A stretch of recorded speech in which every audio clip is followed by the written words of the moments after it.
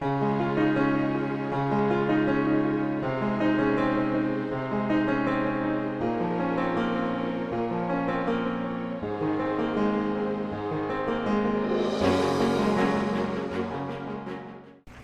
you know, Steve complained about having to come on after lunch, but I have to come on after Steve. I mean, at least it was just your stomachs that were stuffed after lunch. Now your heads are probably all stuffed too. So,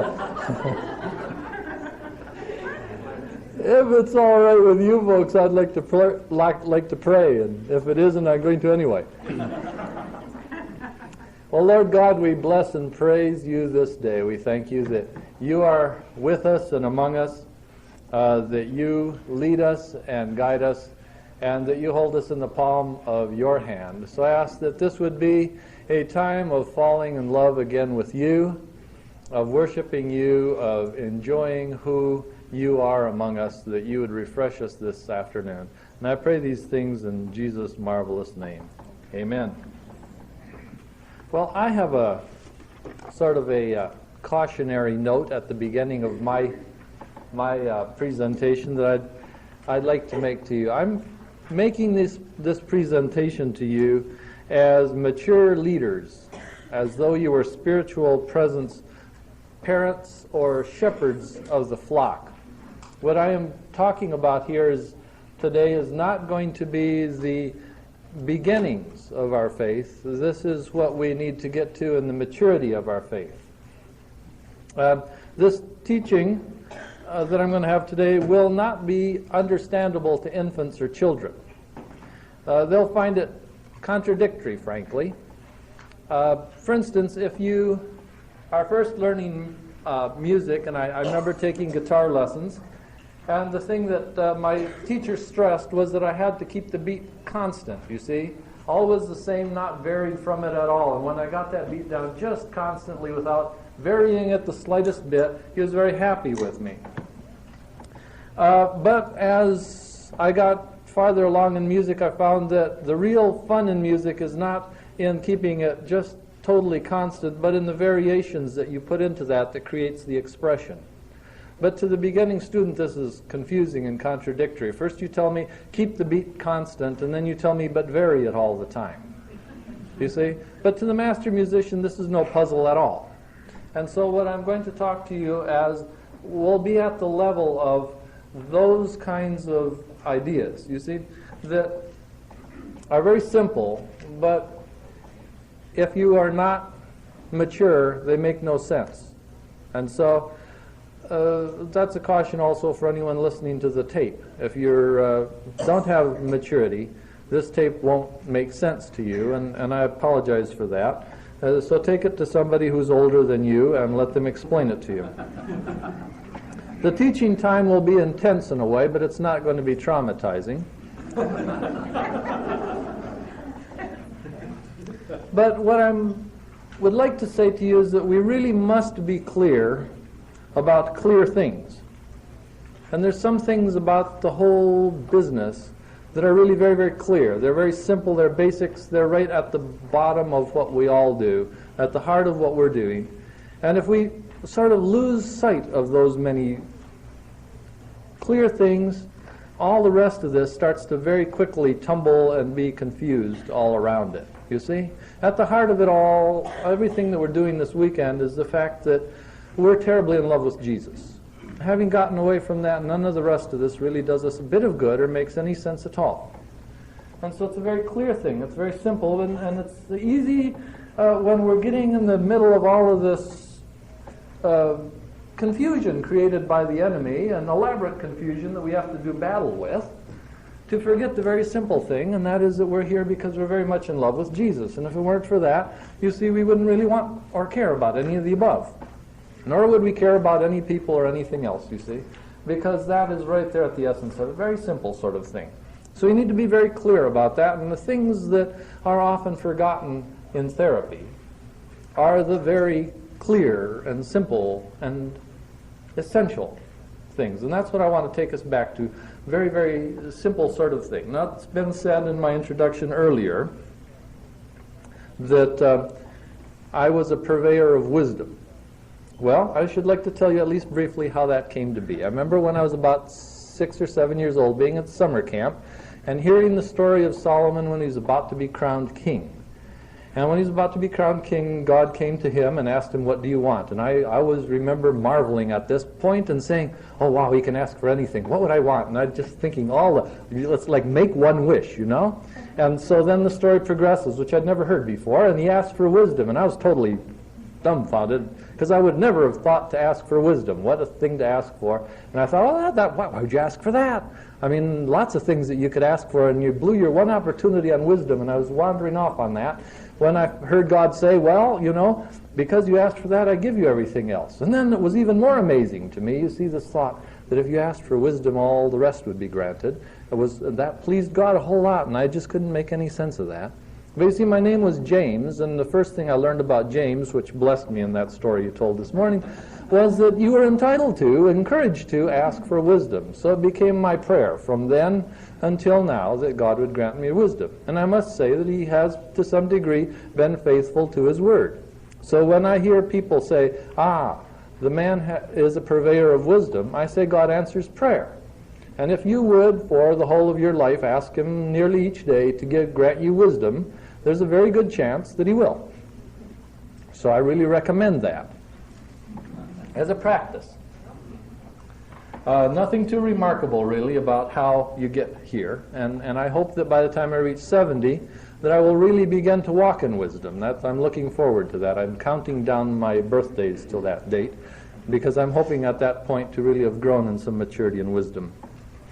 But what I want to explain for us today, really, is what is God's part and which is our part in all of this. Very simple, but if we lose track of that, then we've gotten a whole bunch of things in very, very messed up sort of fashion, and it becomes very, very hard. Because on the one hand, you see, if we try to do God's part, it's extraordinarily hard. It's very heavy and difficult to be God. And we're not likely to obtain a high level of success at it, particularly since we've got God to oppose us on that. He seems to be very, very, very, very much captivated by being God himself, and he doesn't seem to like anyone else to be that. Consequently, if we're toiling against him and trying to do his job at the same time, it's going to be extraordinarily heavy for us. And one of the things that we need to do in terms of walking wisely before God is to not do his part for him. We will get very tired. And naturally, our adversary would like very much for us to try to do God's part for him, wouldn't he? You see, because nothing could more quickly and devastatingly tire us out and get us on God's wrong side if he did have a wrong side. The other side of it is that God really is one who gives dominion to people. And so what he puts into our hands, he has no intention of doing himself. So consequently, if we don't do the things that God has put into our dominion, they don't get done by God. They simply don't get done. And so this is the other wonderful distraction of the enemy, to get us to try to do God's thing, and by all means avoid to do our part, because then neither one will happen, which couldn't be anything better in the way of news for him. Now you see, when we begin to see all of these things, we're beginning to open up today this large panoply of God's activity and his restoration of his people. We began to get confused and heavy about all of that stuff as though we had to do it all. You see, God has called us repeatedly to be witnesses. That was his word he used about us. And witnesses are primarily people who watch what he does. I was very encouraged by a brother by the name of Dallas Willard. I don't know if you know him, Dr. Willard. He said the other day, when speaking to us about prayer, that the hardest thing that God has to train his people in is to wait with expectancy. Because prayer is all about doing something which is too large for us to do by ourselves, and so consequently we have to do it in dialogue with him. And our part during that is to wait with expectancy as to what he's going to do. And so he said, consequently, in most Christians' life, they spend most of their lifetime being taught how to wait with expectancy. Once you've learned what to do when nothing has happened, you're really in the place where God is waiting for you to get. Because now that you're waiting, you can watch and be a witness of what he's going to do. So consequently, if a lot of you have come here, having done a great deal and worked very hard and seen nothing happen, you are in training of the hardest sort. You see, God is trying very much to teach us all how to wait, and to wait with expectancy on what he's going to do. To know what his part is and to leave him to do it. And to know what our part is and to be busy about that. Now, what is that? And this is what I would like to tell you about today. To put it most simply, we have to go back to the garden and the story that started there. In the garden, God put Adam and Eve in charge of bringing their planet to maturity, to be fruitful, multiply, fill the earth, to serve the earth, to protect the earth, and to enjoy the earth. That was basically the tasks of bringing it to maturity involved with that.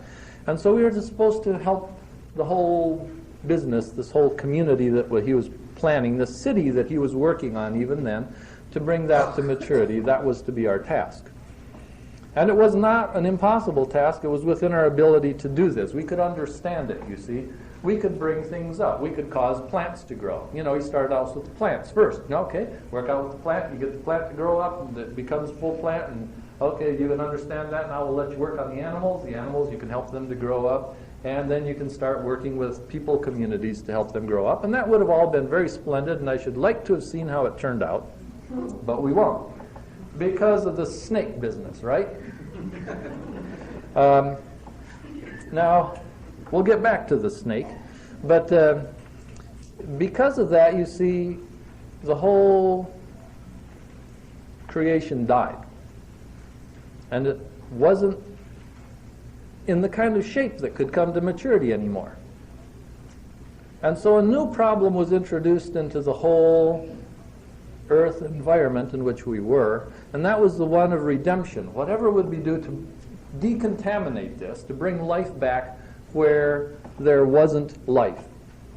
Now this was a problem that none of us were designed to do. That is, none of us are worthy or capable to bring life or redemption back to this planet. That simply wasn't what we were here for. It isn't within our capacity, isn't within our prerogative. So we read in Revelation where a search was made throughout all of heaven and earth to find someone who was worthy to open the scroll which contained all of the sufferings of all of the kind that humanity had ever experienced. And there was this great silence for a half hour in heaven, and no one was found worthy except for the Lion of the tribe of Judah, who looked like a lamb who was slain. He alone was found worthy to open the scroll and with it to deal with all of these calamities that had happened on earth. He was the only one who was worthy to carry on the task of redemption, because it is within his capacity. It is within his ability, and he does it well. In fact, he's the only one that does it. And the work of redemption remained the Lamb's work. And the work of maturity was our work. And what happens is, as that we get redeemed, we get sort of, as it were, put back online to go back to the work of maturing once again. And so you find that there are no spiritual gifts of maturity. That's right. There are no gifts that we can give of maturity. I should love to give them to my children upon occasion if there were any way to do it. Maturity is always a matter of work. And it's our work. And furthermore, it's a work we can understand. We can understand what it is to grow up. We can understand what it is to raise children. We can understand what it is to raise crops. We can understand what it is to do these things. But we cannot understand the work of redemption. Oh, we can get bits of it, you see. And we are even given a gift by God to participate in it. But these are the things that are called spiritual gifts, you see. They're gifts because they're not within us. They're not our capacity. God gives us a gift. He says, I'll let you be a part of this redemption, this part of healing, this part of deliverance, this part of whatever's going on, this ministry of building up the body again, my redemption. You can participate in it, but you cannot direct it.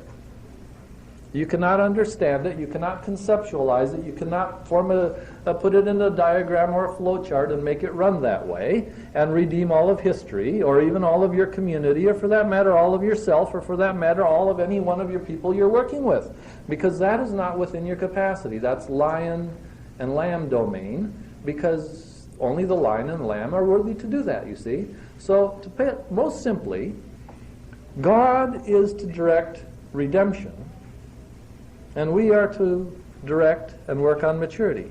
If we don't work on the maturity part, God will not do that for us. It won't get done. So no one grows up. No one becomes mature. No one becomes the person that they could be, and our communities stay the same. And the more that we look at how do we go about organizing God's redemption and developing programs and plans and techniques and all that for bringing about redemption, the more we frustrate ourselves in God, because He'll do it each way, a different way than He did the time before. On account of He's the only one that understands the plan. He's the only one that's got the picture, and He's got no interest, really, in having any of us take it over. Now that all seems kind of simple and basic, but in real practice, you see, it gets kind of confusing, and we're prone very often to forget that. And if it wasn't for that, I could just sit down right now, and all I've had to say has been said. See? But now I have to talk with us a little bit and see if I can draw us through the process of figuring out what that looks like and what that means in terms of the enemy's strategy. Now there's many parts to redemption, and so I'm going to just talk about a few of those. If you look in your handout, I'm going to take you through there and show you what you have available. It's under the outline for this talk, and you will find something in there. These pages are not in any particular number, but this one does have number 5 on the top of it. It says Redemption, God's Dominion.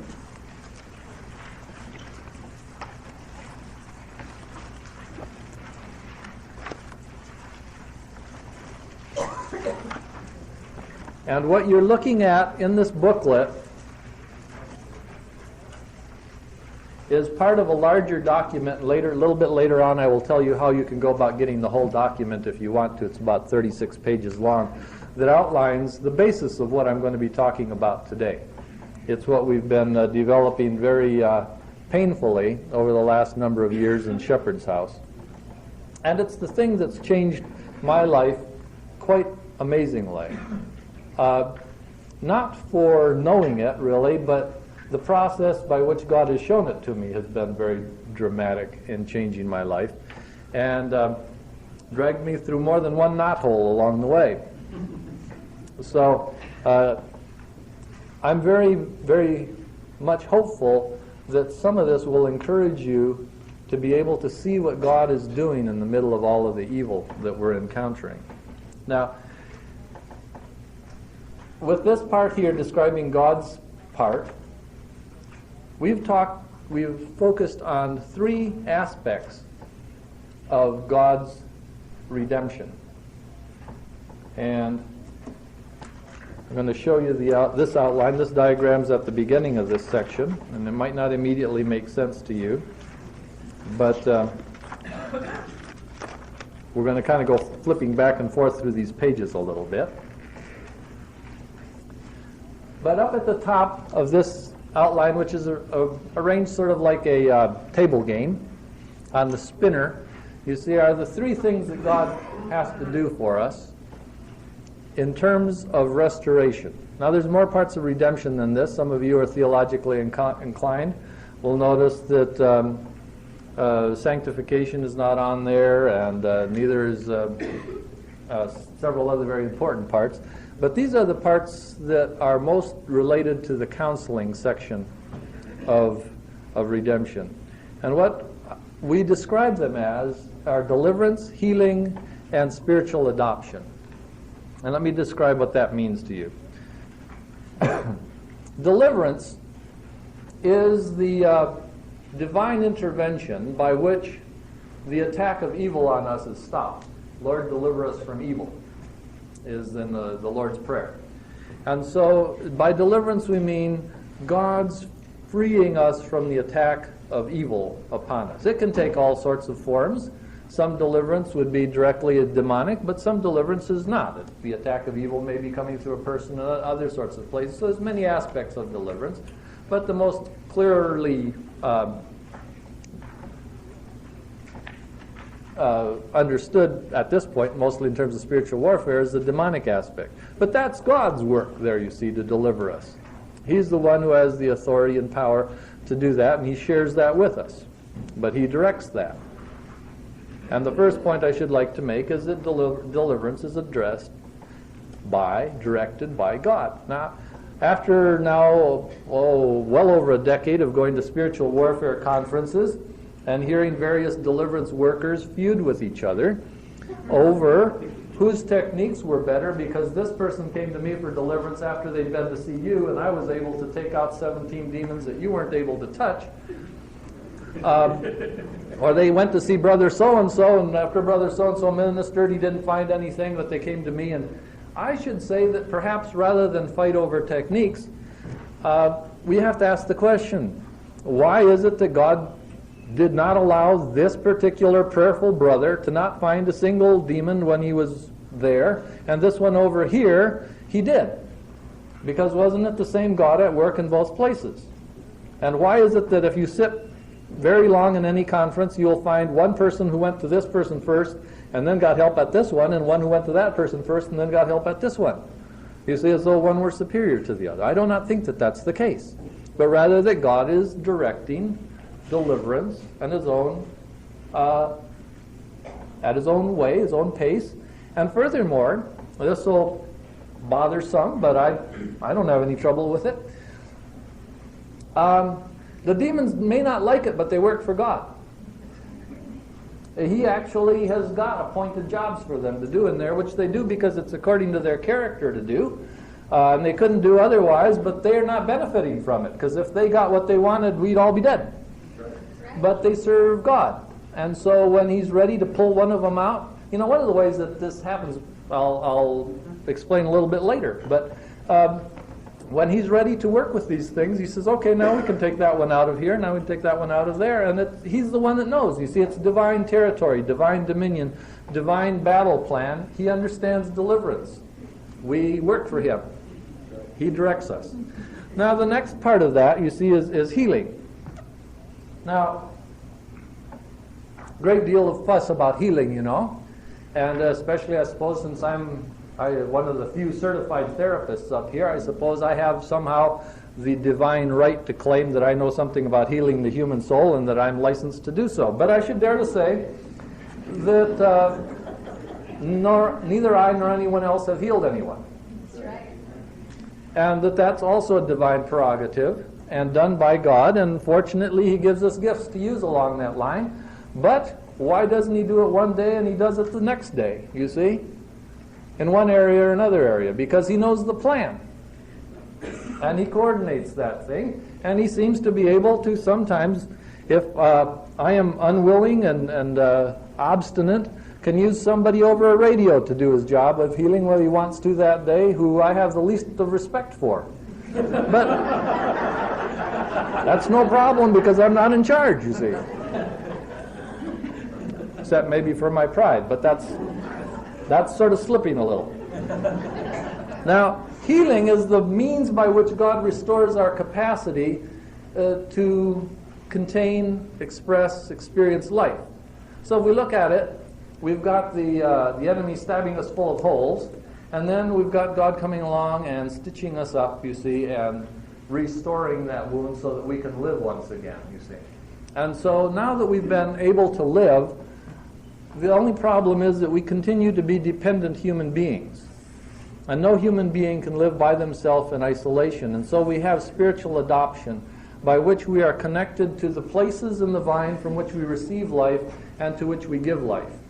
So all of us must be connected somehow within the body of Christ, which is what he's about building here, in ways that we both receive life and give life. If we only receive life, we die. If we only try to give life, very short-circuited, we'll die too. But you see, that isn't our business to do that either. Who and when and how we are to be connected is sovereignly designed as to where he wants to place us and who he wants to connect us to. And that's why I can make nothing out of your statement that all of the MPD SRAs that you found are SRAs with programming. Well, if I was God, would I perhaps send all the ones with programming to him rather than to me? I think that'd be a great idea. Not that I'm in charge. But you see, I also go around and listen to counselors, and I really don't lay this charge to you at all, because I know that isn't what you're saying. But I hear counselors debating greatly with each other about what the right technique is to bring healing or something to people, and they say, everybody I see I need to confront this way.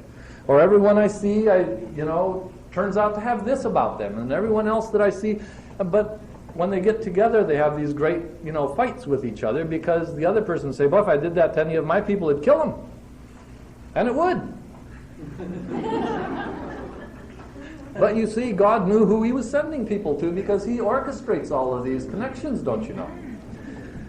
And so one of the things that we do amiss is if we try to put our connections in place of God's. So when we go to connecting and finding out who is the right person with whom God wants me to connect, and what is the sort of connection he wants to have, that's divine business, you see. Now he may give us gifts along that line and discernment along that line, and we may get, a few advanced notices here and there, and we can participate in that, but those are gifts.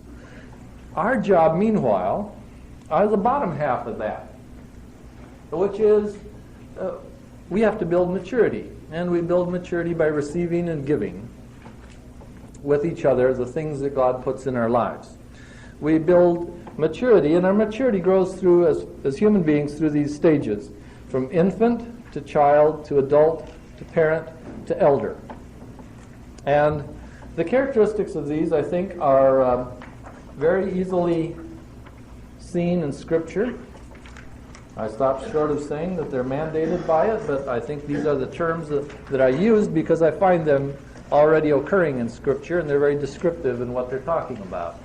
But the infant is the first year of life, and the infant's job is to receive. And they feel their love and worth, everything according to what they are able to receive. Then you go through a transition. You see, you go from being a person who is dependent on other people to receive everything to a person who is a child who learns how to take care of themselves. And you begin to see the child developing, you see.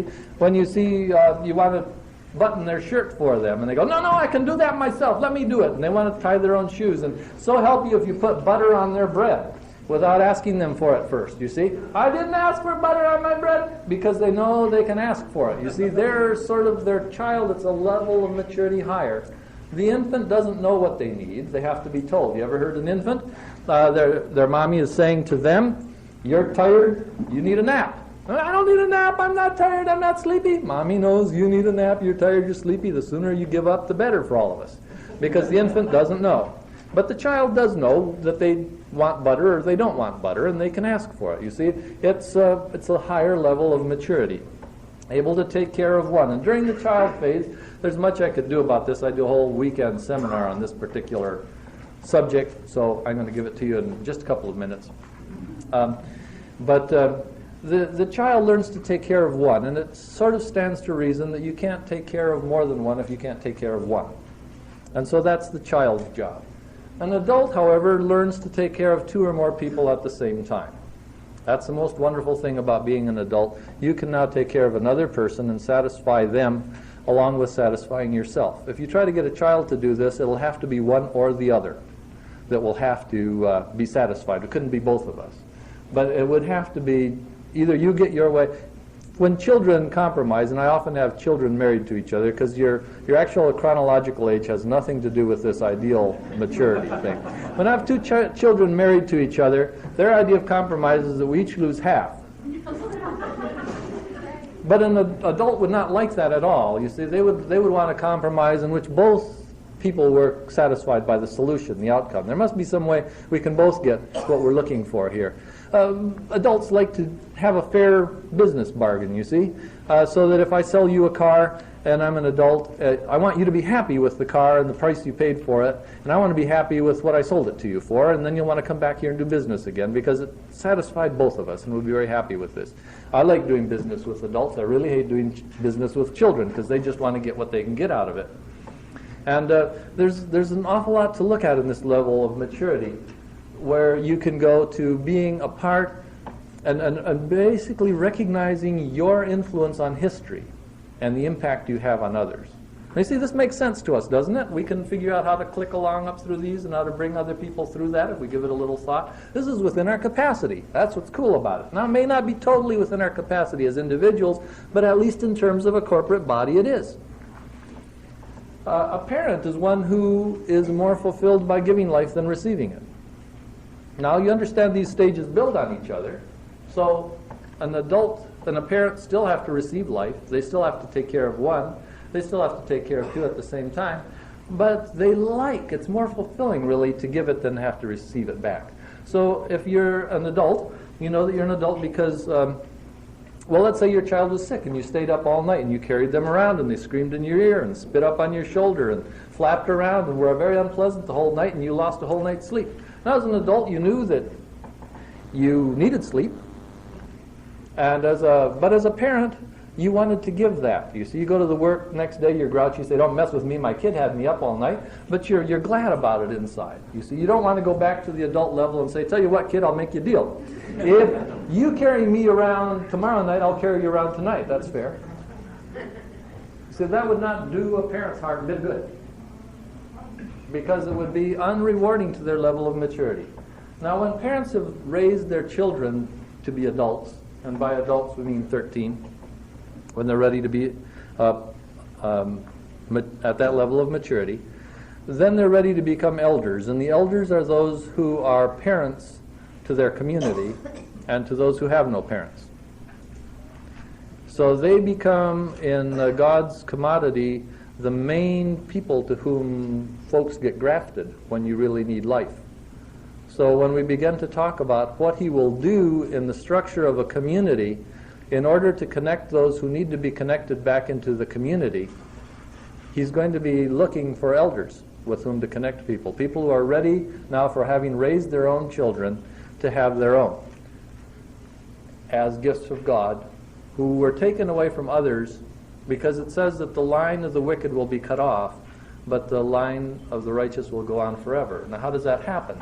Other than God takes away the children of the wicked and gives them to the righteous as an inheritance. You see, and He does that by attaching them to elders. Now, the problem that we begin to have here is when we start to make those connections for ourselves. And we see somebody who's in trouble or hurting or messed up, and we think out of our own compassion we should like to go and take care of them. And so we do that, and we make a mess of things, really, because although it's a nice, caring, compassionate thing to do, if we don't have the maturity for it, and any community in which maturity was understood, that would easily be recognized. And also we're trying to do something which God has not ordained. And so we need to listen very carefully to God. And when we get on a little bit farther, I'm going to be talking about listening to your heart.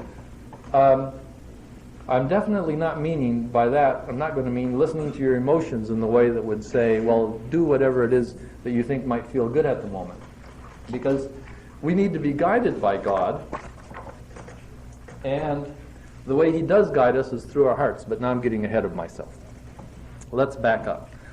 Now that we have an understanding of life, you see, God had left us in charge of maturity, and because of our fall, He had to add redemption to it. So He's directing redemption. Meanwhile, during that time, we're going to be in charge of maturity. So if you've heard and you're scrambling in your mind with all the stuff about programming and all the rest of that sort of thing and wondering, how am I going to manage all of that? Well, you've lost sight already of the main task here. Our task is not to deprogram these folks, but to bring them into maturity. And if we do that in a way that is open to what God will direct, He will also direct the deprogramming that's a part of that, the trauma relief and healing that's part of that, the attachments into the body of Christ that are a part of that. And the main part of it is that we often don't want to participate in that because it makes us so dreadfully uncomfortable. And so we do not want to move into the things that God wants to use us for, because it is very uncomfortable. And I think there's probably no one in this room who hasn't had a time of being dreadfully uncomfortable in the last few years. If you haven't, you will have nothing to relate to as I go on speaking here. Our enemy's chief objective, as I see it, is to keep us from being who we were created to be.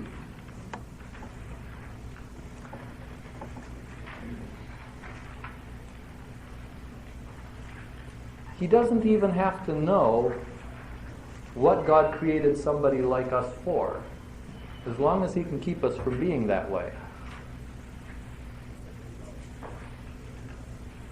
You see, if God's smart at all, he happened to create us the way he created us because he wanted an us when he created it.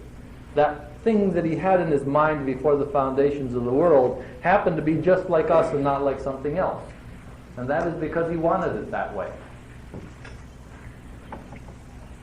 Now, the first temptation of Satan, if you would like it, to look at it this way, was the temptation to be not us. He said, you do not have to be you. You can be like God. And so in its essence, it tempted us to be not us. Now, it says of God that he can't act like other than himself, because he must always be God. He's totally him, God, at all times. Can't be caused to act like not him. And all we're listening to today is all sorts of ways that people can be caused to act like not them. Well, that's the whole plan, isn't it? Just to keep you from acting like you. Why? Because you are the worst news Satan has got. And we don't even have to know why. We just know that if God made a you, that's what he wanted. So let's keep you from being you. Then you win.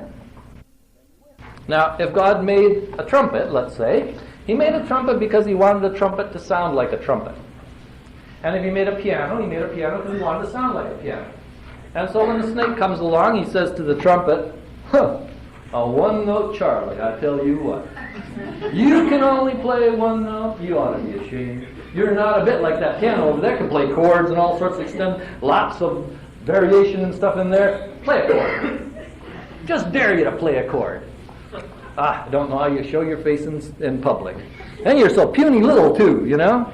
Like that. Tell you what, we can fix that. Won't cost you much. Maybe, in fact, maybe you won't have to pay at all. You'll really enjoy this. Your kids can pay for this. You can sound like a piano, and I can just arrange it, and boy, will the women go for you. Oh, they love that piano. Look at them just gathered around over there. And then he goes to the piano, and he says to the piano, what a racket you make. I cannot believe that you call yourself an instrument. Now, a trumpet, now there's an instrument for you. You can hear that 3 miles away. The armies will charge after a trumpet, you know. Get anybody to charge. They're all sitting around here. You're big and fat like that. You can't go to battle or anything. You know, you should be ashamed. All black and ugly. Tell you what, we can make an arrangement here. You don't have to be that way anymore. We can make a trumpet out of you. It's going to cost a bit, though. Oh, you're going to have to work out a lot. And so it goes, you see. Just don't be you, and that's the plan. But you see, there's more to it than that. He has a technique. He has, in fact, I would say 2 strategies that keep us from being the people God created us to be. The first strategy we're going to look at today is pain, and the second strategy we're going to look at in my second session tomorrow. This session will consider the mistakes made with dealing and understanding pain and how to avoid them. You see, pain is the basis of the effectiveness of programming. There's no programming without pain or pain avoidance. There's no recovery without a new understanding of pain. Pain blocks maturity and the development of an identity. The first thing that happens, you see, if you subject a child to overwhelming pain, is they forget to remember who they are.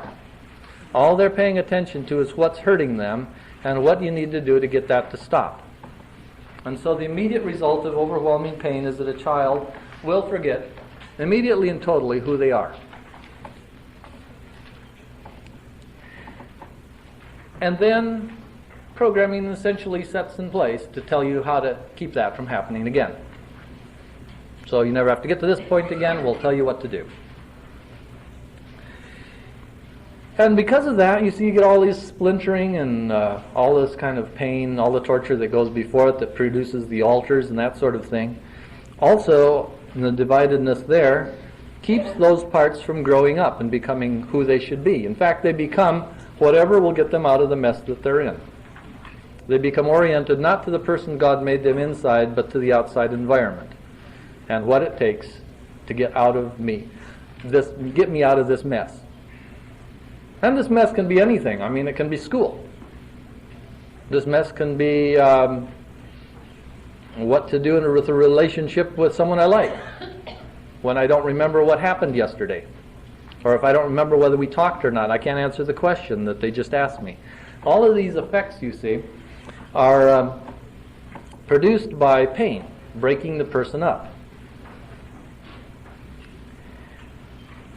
One of the first, I guess I've always thought of it as feeding viruses to programming. I love to do this. One of the first viruses I like to set in motion in MPD systems of all kinds is to begin to ask them what they want, which has never been the point anywhere throughout the process. And no matter who you ask or what you ask or where you are, you have a person who has very little idea, if any, of what they really want, except they can tell you what they want is usually, I want to not have that. It's at best a shadow of what they want. And the question becomes, what do you really want? And as this begins to work its way into the system, it does some very amazing things to MPD systems. As the question begins to pass from one person to another, there exists a place in the world where you could find out or do something you wanted to do. And that's a total puzzlement. It's shocking. It's very alarming in some ways because you don't know what to do with this newfound reality. But that's one of the things I like to do. I also like to feed in creativity very early on. See, you're not allowed to be creative within the satanic kingdom. And so I like to feed in creativity. So, well, what would you like to create here? And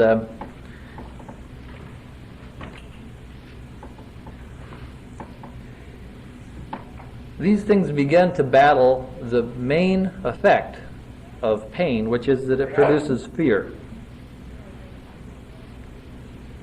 Now, fear also blocks not only our maturity, but fear caused by pain keeps us from meeting our needs. And in fact, one very good way to look at the two kingdoms is that one is a kingdom of love and one is a kingdom of fear. The demonic kingdom, satanic kingdom, the world system is dominated by fear. And we hear in 1 John that perfect love casts out fear. And that to me is one of the operating principles of the universe.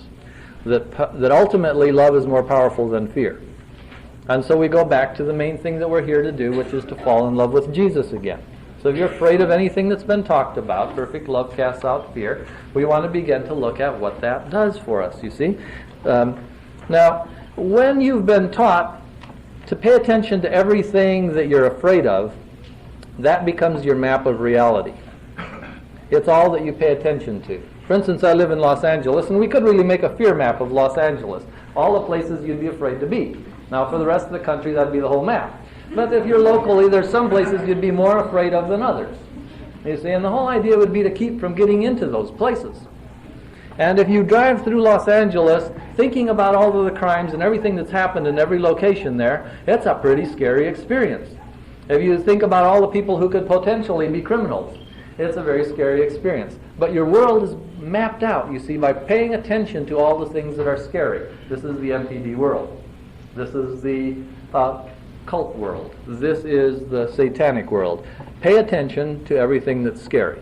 Now, even within that one thing, there is a huge problem that Satan doesn't want you to pay attention to, and that comes up in both the wisdom literature and the New Testament, and that says if all you're going to pay attention to is fear, then fear God the most. That's the beginning of wisdom. I don't think it's the end of wisdom, but I do believe it's the entrance point for wisdom. If you're going to be scared of things, God's the scariest thing out there. Don't be afraid of the ones that can kill the body and all that sort of stuff. Pick the scariest thing and pay attention to that. And when you do, you'll find out that He loves you. Now this love business, of course, that doesn't make a whole lot of sense. Those are a whole different set of things. All the things that you want and desire, all your desires of your heart, that's on the love map. And you could map Los Angeles out that way too, in terms of the places that are desirable to go. And when you put people following these two maps together, one of them will be very confused by the other one. Because one will say, oh, this is a very desirable place to go. The other will say, that's a scary place to go. We have to stay out of there. Because right next to it, you see, is the scary thing. You see, we might have, one of us look at communion as the most wonderful thing to do. And someone else would say that's the scariest thing to do, because something very close to there is very scary. You don't want to go that way. And a fear map will see all of the ugly, scary things in the world. For instance, one of the things that I had one time was to go to a place with a woman who was fear mapped, and she walked into this room, and in the room she was looking around at all the things to be scared of, and there was this one guy over in the corner that looked like a biker. Scary looking hombre as I ever saw. And she immediately picked him out and began watching him, you see, because she was fear mapped to pay attention to the scariest thing in the room, which was him. And pretty soon he saw her watching him. Oh, she's watching me. And so what he did is what he always does, and that's if someone's watching him, he approached. You say, oh, good, someone's interested in me. And she, of course, decided that the thing to do when something that scary is coming your way is to make him happy, which she did. Because you see, that would keep you out of trouble, wouldn't it? Now, I would not have cared to walk around looking at this fellow. You see, it didn't really appeal to me at all, and he was really, to tell the truth, ugly. But the fear map picked him out as the most important thing in the room, so she tracked it. And that is how it works, you see. Now there's the list in Scripture of the whatsoever things are beautiful, whatever things are lovely. Aren't we supposed to have our mind mapped out according to a different kind of a system? And the transformation that we're looking at from fear to love requires us to do something with pain, because pain is what keeps us paying attention to the fear map. Fear is also the way that we connect then with the world if we're fear mapped, or desire is the way we connect with the world if we're desire mapped. And the fear map connections produce fear bonds with things, and our bonds are what interpret our symbols. And so all the things that we understand in terms of how they scare us. So people who are fear-mapped will look at God and they will understand Him in terms of how He scares them. All the symbols of God will be interpreted in terms of what's scary about them, not in terms of what's desirable about them. Very different way of looking at the world. So symbols, you see, will be interpreted by what kind of bonds people have. All of this is brought about by pain. Pain, of course, brings about dissociation, and so with the dissociation, we have to deal with pain before we can get altars to integrate with each other. Now, if we connect pain with rejection, we get some very interesting results, because if you have pain and rejection together, you have a kind of blockage to maturity that creates isolation on top of it. You could look at rejection as a particular kind of pain, perhaps. And it's a particularly significant one in God's economy. You remember when Jesus was taken to the temple to be blessed when he was just a few days old? And Simeon appeared to him and blessed him. Now, I want you to pay close attention to this blessing as regards to rejection, because it's very, very interesting. And until we understand this as a blessing, we don't understand how God loves us. So Simeon says, "This child is destined to be a sign which men reject." Or, in other words, this child has appeared in order to be rejected. "And you too shall be pierced to the heart. Many in Israel will stand or fall because of him, and thus the secret thoughts of many hearts will be revealed." Now, rejection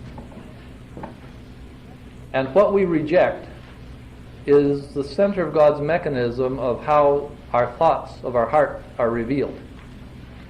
Our hearts are revealed in what we reject and who we reject and who we deem to be unimportant and who we deem to not matter and what we don't want to have anything to do with, you see. And the things that we want, you see, in terms often as counselors and healers and the rest, we want to get onto the results of making things right. But God's first stop is the revealing of hearts. And we don't ever get to any of the other steps that He wants to get to with healing, deliverance, and adoption and all that till He's passed by the revealing of hearts. And that happens in the rejection, you see. There's a lot of really powerful things that go with this. But this is God's blessing, and to the degree that we participate in the blessing of being part of Christ, then our blessing is to be rejected so that the thoughts of many hearts can be revealed.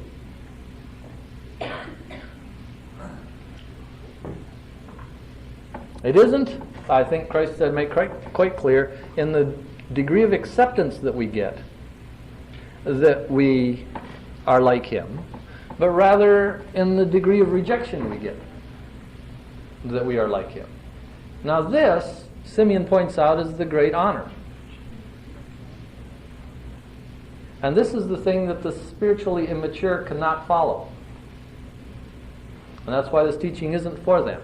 Because those who are spiritually mature understand that this rejection is the great honor. That's why the apostles celebrated being counted worthy to suffer and to be rejected. You see, they had then received the greatest honor. They were in, let's say, the unfolding drama of the universe, Christ. The highest position you can play in the drama to be Christ. And at the great white throne, what does Jesus say? Inasmuch as you did it to the least of these, you did it unto me. Meaning what? They were Christ.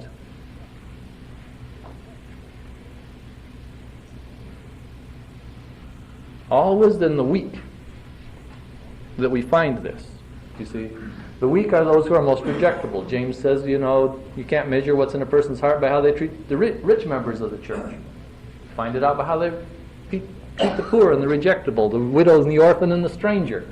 The group that Scripture talks about most clearly is revealing what's in your heart. Now, rejection, you see, is not just something that we reserve for others. As human beings, we also do a fair amount of rejecting of ourselves. And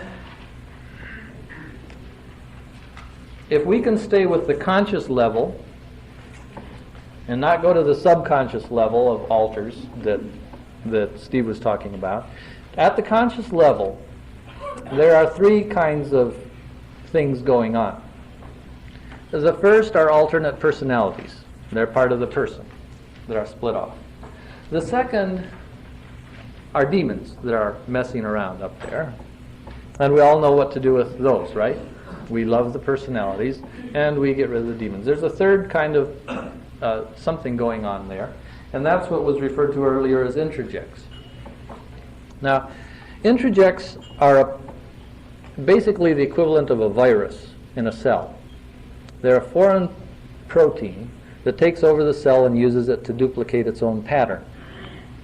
So they're basically a person personality style that was not that of the person, that's imprinted on the person by some kind of forceful, scary, traumatizing experience that the person takes in because they have to simulate what the other person is like. You see, we used to have a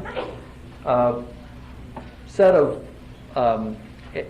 Air Force pilots who flew Russian MiGs, ate Russian food, learned to speak Russian, act like Russian, and our Army would go out and do air battles with them, you see, and they would be the Russians. And they tried as much as they could to think and act and behave like Russians would act, so that our Air Force would have, an idea what it would be like to fight the Russians. And they used captured Russian planes and all that sort of thing. And you see that a simulator that they could train against.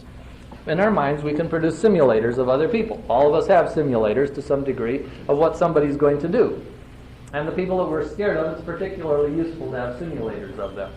But if it goes into your mind combined with rejection, so that you say, no, that can't be me, it introduces an interesting additional feature, and that is that as you try with other alternate personality parts to express yourself, introjects don't express your personality, they express the personality of the abuser.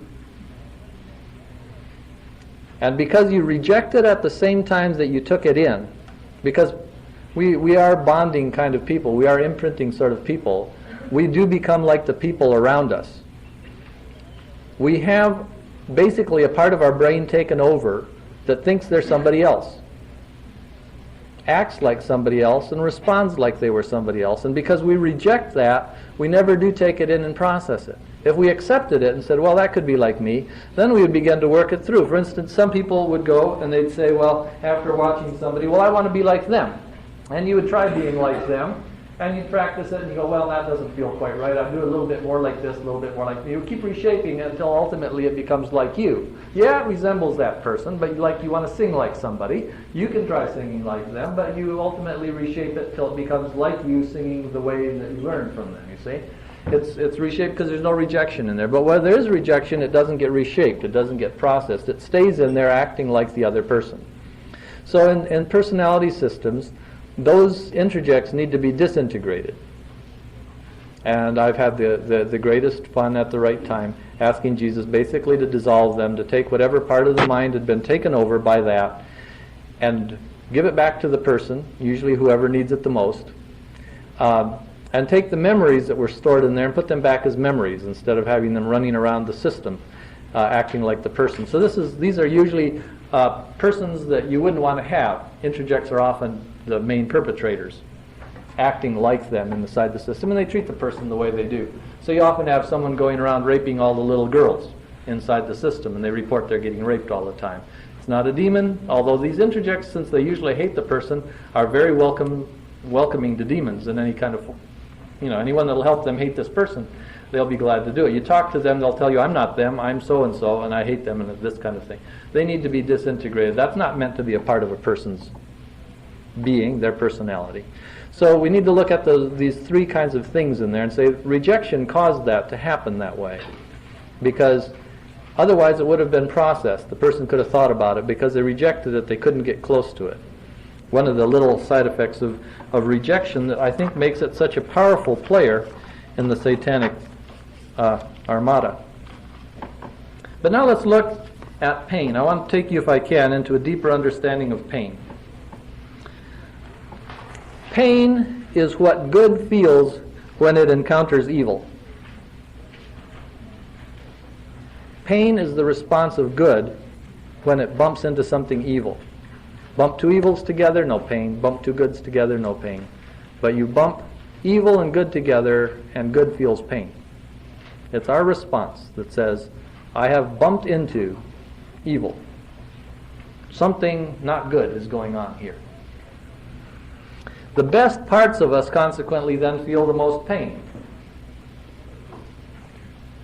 So you can't cause me much pain on my fingernail, but my eye, aha. You see, that will receive a lot more pain. If something that shouldn't be there gets in there. It says something that isn't supposed to be here is here. And it really, if you get something even very, very small in my eye, I'll quit the lecture. I don't care how important it is to all of you. It just becomes very important for me to rid myself of that little bit of evil right there that's where it should not to be. Now, I put the same thing on my fingernail, I'll probably go on for weeks and not notice. Okay? But the very best parts of us feel the most pain. And they feel the most pain when they get impinged on by evil. You see, it is like us to hurt. This is the first of our characteristics that we have to begin to grasp onto and hold onto if we are to be like ourselves. If you want to be like the trumpet or the piano that God created you to be, it is like you to hurt whenever evil touches something good about you.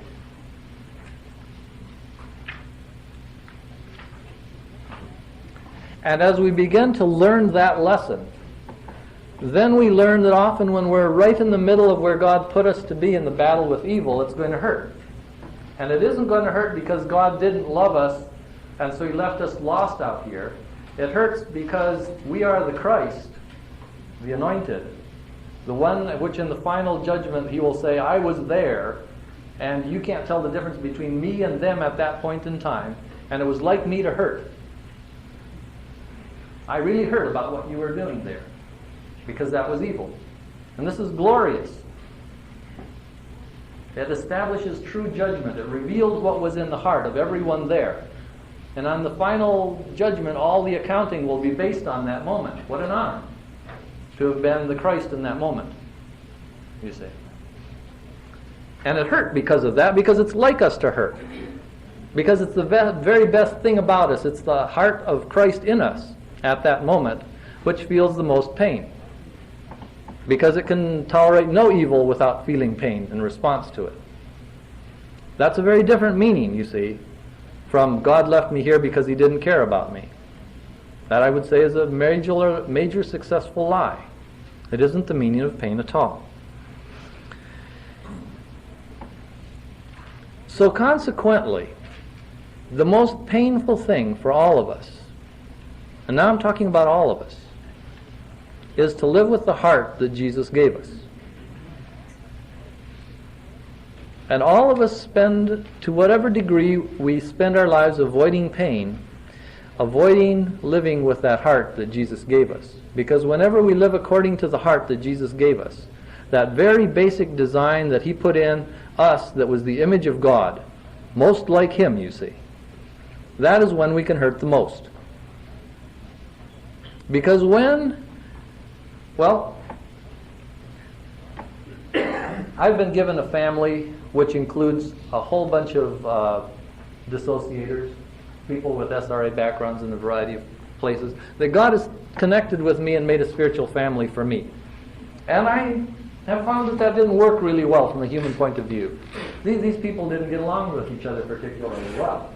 Matter of fact, they were all of the mindset that said, if anyone hurts me again, I'm not going to have anything to do with it.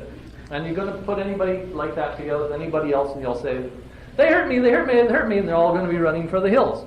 And so I informed the Lord that this is a very bad idea He had come up with, which He gave the usual attention to. But you see, I was trying to get out of the pain of that, wasn't I? Interesting. But I was. The question I then put to him is, why did you put this bunch of people together? Which for many years he didn't answer. But at one point he said to me, well, they all have the gifts of martyrdom.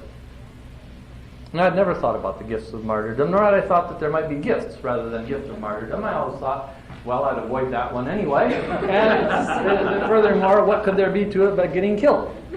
No, he said, the gifts of martyrdom are that you love the people who are killing you. And you love those who are being killed. And he said, what could be more painful? He said, but that is the heart I put in them. And so when they were in the rituals, when they were in the places that they were, they loved both those who were killing them and those who were being killed. And they loved them as I would love them, and they heard about it as I would heard about that. And because they were so little, they could not sustain the pain of what was in their heart. And it's now for you as a community to help them to grow up into a maturity with which they can accept finally what was in their heart and learn to live with that and accept that, you see? Because God in history, they play kind of fast and loose, you see? He doesn't matter where things are in history. He kind of knows how they're going to turn out. So He can play things either direction. For instance, with Peter, who had the gift of martyrdom, and he says to Jesus before the crucifixion, Lord, I will die with you. And Jesus says, yes, you're right, but you're not ripe yet. And so Satan has asked to shift you as wheat, and I have prayed for you that your faith won't fail. And so what happens, everything else about Peter fails except his faith. And he does come back, you see. Because he wasn't ready yet to do what was in his heart to do. And he had to grow into it, and ultimately he grew into it, and he did exactly that, you see. But it took him many, many years to get to that point. But God had revealed it to him ahead of time. He chose it before it happened. Then there was dear Mary, who you see also had a sword go through her heart, but she did not choose it before it happened. She got into it, you see. She'd already had this baby before she found out what was going to happen to her, you see. She was no informed consent here, you see. And who knows how long it took her to deal with that. But God knew ultimately that even if she couldn't bear the pain at the time, her spirit would choose to, and when she got strong enough, the rest of her could come alongside of that and say, yes, we will still know who we are when it hurts that much. And in essence, that's what we are all doing. We are learning to grow up, to remember who we are when it hurts that much. And we're at various stages of ability to do that. And God, who knows all things, would know that those who were way too young to have a consent at 6 months or 2 years of age would one day grow up to say, yes, I would choose to be you then. I would choose the honor of representing the God of the universe and loving those who don't deserve it. Loving those who would kill me. Loving those who die. Because that is the sort of heart you have put in with me, and even though it will be very difficult and painful to live with it, I shouldn't want to be anything else than that. And so the pain that we all come to live with is the pain of living like the person that God put us in our hearts to be. It's what all of our strategies are to get away from, so that we don't have to do that. All of our rationales are ways to explain to ourselves what it is that we could do to keep out of that kind of pain. The way that we grow up around that heart of ours is what we call maturity. Because to become mature is to become the people who can live with a heart like the one God gave us. Maturity is not the same as age. And maturity for all of us starts where it starts. You look at what your maturity is, that's what it is. Bless the Lord, don't ask for it to be different than that, because He knew what you were going to be today. And He can live with that. In fact, He knew it would be this way, and He can make all the adjustments necessary. That's redemption, that's His problem. You just need to grow from here.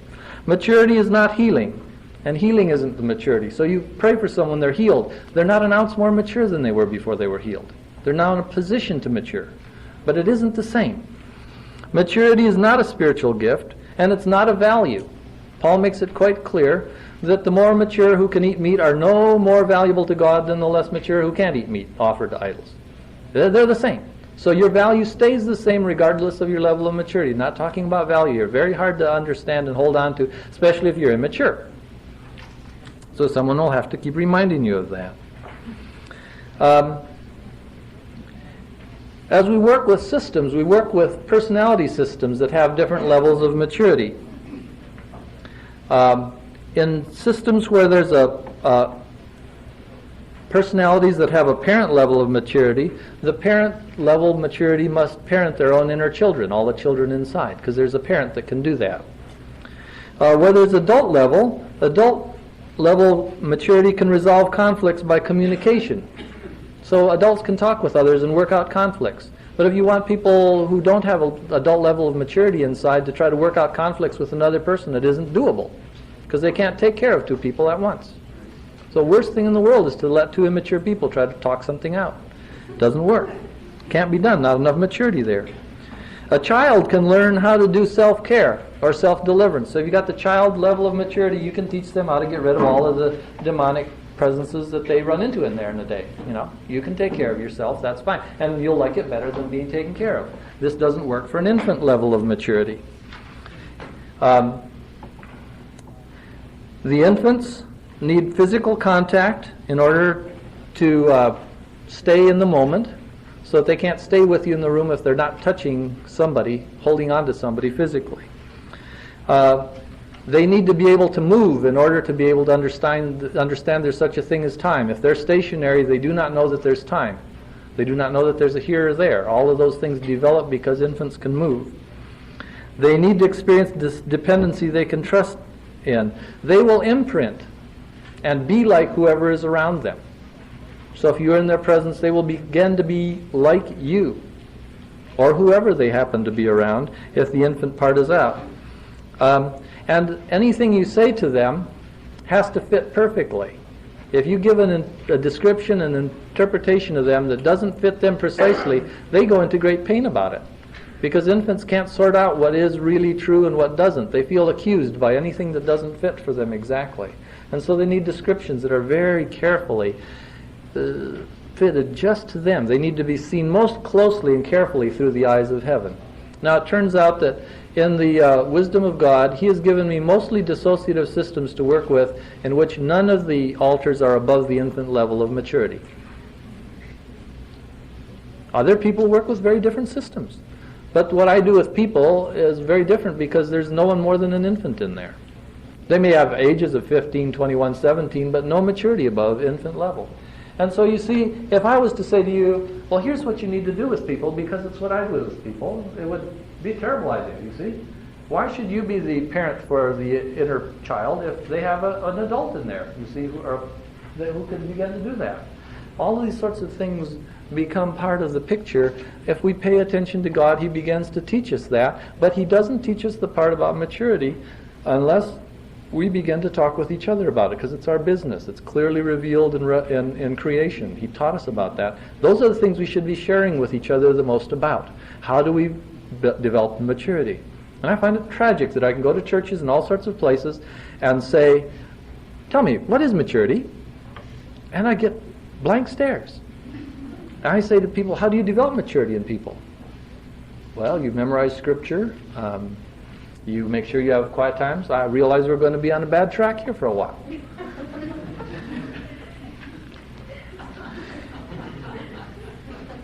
What I want to say to you is if you would like to learn more about maturity, at Shepherd's House we've developed a weekend seminar which is extraordinarily intense. We're going to offer it probably as a weekend seminar one more time in which we teach all of this. Then we're probably going to break it down into 3 weekends because everyone goes away. The counselors, the pastors, the people who attend there saying, every lesson we went to taught us something new that we'd never heard before and hadn't ever had a chance to think about, and it left our heads swimming. But nonetheless, for people traveling from a distance, this is a good thing to do, and it's designed to teach people how to live. If you have a community, if you have 5 people surrounding an MPD, I still say MPD because I'm old school. I was there before there was a DSM-3R even.